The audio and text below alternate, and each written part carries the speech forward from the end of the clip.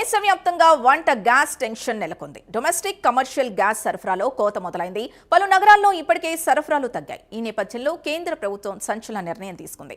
చమురు శుద్ధి సంస్థలపై ఎస్మా ప్రయోగించింది. గ్యాస్ సరఫరా వ్యవస్థను గాడిలో పెట్టేందుకు చర్యలు చేపట్టింది.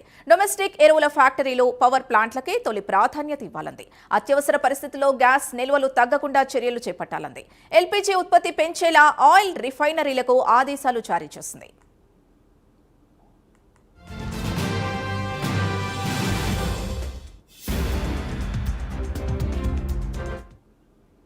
ఇదే అంశానికి సంబంధించి పూర్తి డీటెయిల్స్ మా ఇన్పుట్ ఎడిటర్ నరసింహారావు అందిస్తారు. నరసింహారావు, ఎల్పీజీ గ్యాస్ కి సంబంధించినంత వరకు దేశవ్యాప్తంగా కొంత ఆందోళన వ్యక్తమవుతున్నట్టుగా కనిపిస్తుంది. ఇప్పటికే కమర్షియల్ ఎల్పీజీకి సంబంధించినంత వరకు చాలా చోట్ల కొరత ఏర్పడటం వల్ల భారతదేశంలోని చాలా రాష్ట్రాలకు సంబంధించి ముఖ్యంగా ముంబై గానీ, చెన్నై, అదేవిధంగా బెంగళూరు లాంటి ప్రాంతాల్లో హోటల్ ఇండస్ట్రీ పైన తీవ్రంగా ప్రభావం పడ్డది. హోటల్ ఇండస్ట్రీకి ఇప్పటికీ చాలా ప్రాంతాలు ఈ 3-4 పట్టణాలకు సంబంధించి ఇప్పటికే మూసివేయాల్సిన పరిస్థితి వచ్చిందని చెప్పేసి వాళ్ళు ఒక నిర్ణయాన్ని కూడా తీసుకున్నారు. ఇప్పటికే బెంగళూరులో దాదాపు 30% హోటల్స్ ఈ ఉదయం నుంచే షట్ డౌన్ అయినట్టుగా సమాచారం ఉంటుంది. అదేవిధంగా చెన్నైలో కూడా అలాంటి పరిస్థితి ఉంది. దాదాపు 30% పైగా హోటల్స్ ఇక్కడ కూడా మూసివేశారు. ఢిల్లీలో కూడా అలాంటి పరిస్థితి ఉంది. చాలా వరకు ముంబై నుంచి కూడా అలాంటి సమాచారం వస్తుంది. హైదరాబాద్ కు సంబంధించినంత వరకు కూడా కొంత కొరత ఉన్నట్టుగా కనిపిస్తుంది. కానీ ఇప్పటికే మూసివేసే పరిస్థితి అయితే కనిపించట్లేదు.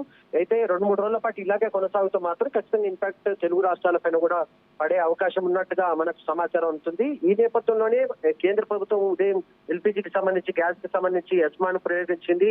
ఈ గ్యాస్ కి సంబంధించినంత వరకు ప్రాధాన్యత క్రమంలో మాత్రమే పంపిణీ చేయాలి.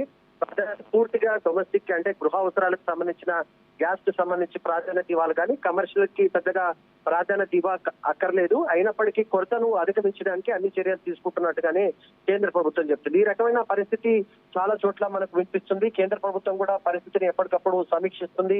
ఎస్మాను ప్రయోగించడం కానీ మరో రకంగా ఏ రకంగా మొత్తం క్రైసిస్ నుంచి బయటపడాలి. ఖచ్చితంగా నిన్నటి వరకు కేంద్ర ప్రభుత్వం కానీ అధికారులు కానీ ఇంపాక్ట్ అంతగా ఉండకపోవచ్చు అని చెప్పినప్పటికీ నిన్నటి నుంచి చాలా రాష్ట్రాలకు సంబంధించినంత వరకు ఫీడ్బ్యాక్ కేంద్ర ప్రభుత్వం తీసుకున్న తర్వాత ముఖ్యంగా కమర్షియల్ గ్యాస్ కి సంబంధించిన సిలిండర్లకు సంబంధించినంత వరకు కొరత ఉందనే విషయాన్ని కేంద్రం కూడా అంగీకరిస్తుంది.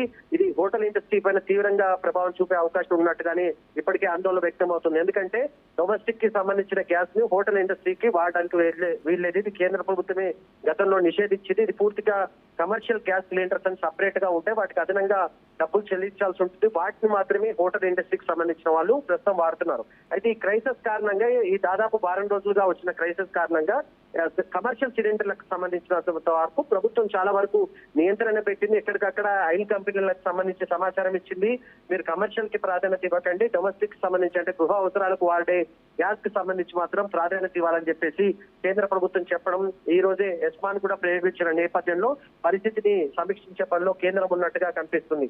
అయితే మరోవైపు డొమెస్టిక్ కి సంబంధించి గృహ అవసరాలకు సంబంధించిన అంశానికి కూడా చాలా మంది ముందస్తుగానే కొంత బుకింగ్ చేస్తున్నట్టుగా మనకు సమాచారం ఉంటుంది. ఆయిల్ కంపెనీలు ఈ విషయాన్ని కూడా కేంద్ర ప్రభుత్వం దృష్టికి తీసుకొచ్చాయి. ఎందుకంటే చాలా మంది 2 సిలిండర్లు వాడుతున్న వాళ్ళు ఉంటారు కనుక వాళ్ళు ఇంకొక సిలిండర్ ని అదనంగా వెంటనే బుక్ చేసే పనిలో ఉన్నారు. ఎందుకంటే ఆందోళన వ్యక్తమవుతుంది. ఒకవేళ వారు కొనసాగితే సిలిండర్ల కొరత ఏర్పడుతుంది, డొమెస్టిక్ పైన కూడా ఇంపాక్ట్ పడే అవకాశం ఉంటుంది కనుక మాకు ఇబ్బంది అవుతుంది అనే ఆలోచనలో ప్రజలు ఉన్న నేపథ్యంలోనే ఎక్కువగా ఆ బుకింగ్లు కూడా జరుగుతున్నాయి. చాలా మంది ఆందోళనతో ముందుగానే డొమెస్టిక్ దానికి సంబంధించి కూడా కొంత బుకింగ్లు చేస్తున్న పరిస్థితి చాలా ప్రాంతాల్లో కనిపిస్తుందని చెప్పేసి అధికారులు అంటున్నారు. ఆయిల్ కంపెనీ నుంచి ఫీడ్బ్యాక్ తీసుకున్న తర్వాత కేంద్ర ప్రభుత్వం కొన్ని నిర్ణయాలు కూడా తీసుకునే అవకాశం ఉంది. ఇప్పటికిప్పటి పరిస్థితి మనం ఒకసారి వివరించే ప్రయత్నం చేస్తే ఖచ్చితంగా ఫస్ట్ ఇంపాక్ట్ మాత్రం కమర్షియల్ సిలిండర్లకు సంబంధించినంత వరకు పడింది.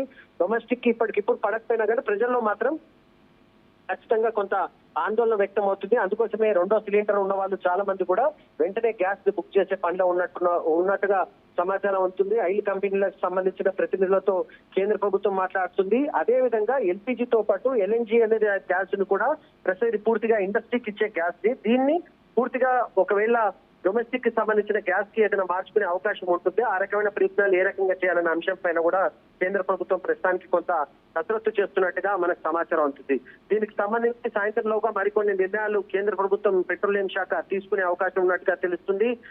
పరిస్థితిని స్వయంగా మంత్రి ప్రస్తుతం పర్యవేక్షిస్తున్నారు.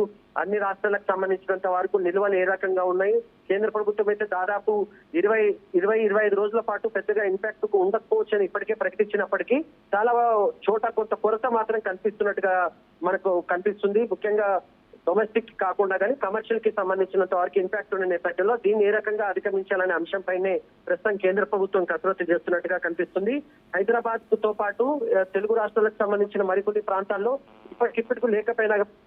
ఇప్పటికిప్పుడు సమస్యలు లేకపోయినప్పటికీ భవిష్యత్తుకి సంబంధించి 2-3 రోజుల తర్వాత కొంత ఇంపాక్ట్ ఉన్న నేపథ్యంలోనే వాళ్ళు కూడా అన్ని జాగ్రత్తలు తీసుకుంటున్నట్టుగా మనకు కనిపిస్తుంది. Right, thank you Narasimha Rao.